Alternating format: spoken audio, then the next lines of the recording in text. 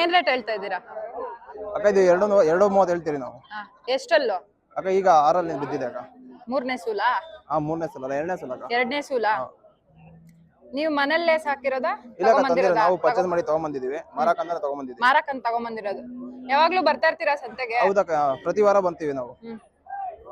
ಯಾವ ರೇಟ್ ಅಲ್ಲಿ ಸಿಗುತ್ತೆ ಸ್ಟಾರ್ಟಿಂಗ್ ಇಲ್ಲಿ ಹಸುಗಳು? ಅಕ್ಕ ಇಲ್ಲಿ 40,000, 50,000, 80,000, ಲಕ್ಷ ಮೇಲೆ ಇರುತ್ತೆ, 2 ಲಕ್ಷವರೆಗೂ ಇರುತ್ತೆ. ಹಸು ಕ್ವಾಲಿಟಿ ಮೇಲೆ, ಹಾಲ್ ಕೊಡೋದ್ರ ಮೇಲೆ ಹೋಗುತ್ತಕ್ಕ.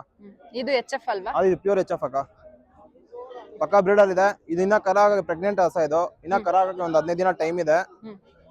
ಇದು ಕನ್ಪಟಲ್ಲೇ ಟೈಮ್ಗೆ 13-14 ಕೊಟ್ಟಿದೆ ಅಕ್ಕ.